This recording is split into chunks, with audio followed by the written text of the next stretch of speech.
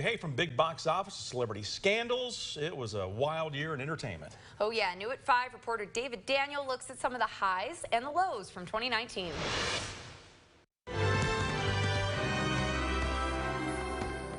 It was a year of Disney domination. The mega studio, which already owned Lucasfilm, Marvel, and Pixar, completed its acquisition of 21st Century Fox. It also owned the box office, breaking its own yearly ticket sales record with more than $10 billion globally, led by Avengers Endgame, which made a worldwide record $2.8 billion. Domestically, Disney had 6 of the year's 7 top-grossing films, and that was before Star Wars: The Rise of Skywalker hit theaters. Disney also started its own streaming service, Disney Plus, amassing more than 10 million subscribers within days of launch. But it wasn't the only new combatant in the streaming wars. Apple TV Plus also joined the fray, taking on more established services such as Netflix and Amazon Prime Video.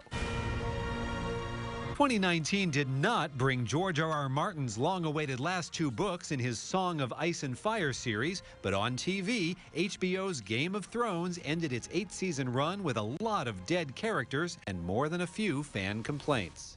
He's the puppet master. The Lifetime documentary Surviving R. Kelly prompted new investigations of the singer, who now faces federal charges in Illinois and New York related to sexual misconduct. He's pleaded not guilty and is being held without bond in Chicago. Also in the Windy City, actor Jussie Smollett told police 2 men attacked him, yelling racist and homophobic slurs. After investigating, police arrested Smollett, accusing him of staging the assault, though he denied that and the charges were eventually dropped. In Los Angeles, rapper and community activist Nipsey Hussle was killed outside his clothing store. We also lost filmmaker John Singleton and actor Luke Perry, both to massive strokes, both in their early 50s.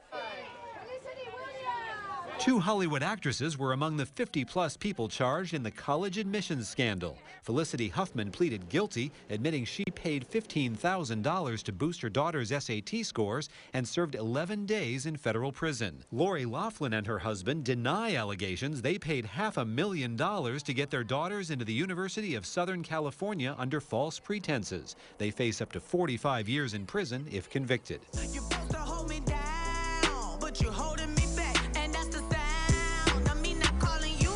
The year's breakout music star, Lizzo. The relentlessly positive singer, songwriter, and rapper hit #1 on the Billboard chart with her self-empowerment anthem, Truth Hurts. She brought down the house with performances from the VMAs to NPR, led the Grammy nominations, and even popped up on the big screen in Hustlers. No wonder Time magazine named her its Entertainer of the Year. Selena Gomez returned with Lose You to Love Me from her first album since 2015, when she revealed she has the autoimmune disease lupus. And Keanu Reeves was everywhere in 2019, starring in John Wick Chapter 3 Parabellum, lending his voice to Toy Story 4, popping up in the trailer for the video game Cyberpunk 2077, playing an over-the-top version of himself in Always Be My Maybe, and even showing up in the trailer for the SpongeBob movie, Sponge on the Run. Hello. Call me Sage. Good name. I'm made out of sage and I am a sage, so it works out pretty well. In Hollywood, I'm David Daniel. Was that a high or a low moment for him? I don't know. I can't tell. I didn't really pay attention to Keanu Reeves, so I remember the John Wick movie coming out, but all the other stuff I didn't. His voice in Toy Story 4 and things like that. Well, I guess put it all together. The gist is maybe your 2019 entertainment recap looked different, but either way, it happened. I'm happy he's working. Yeah, good for him.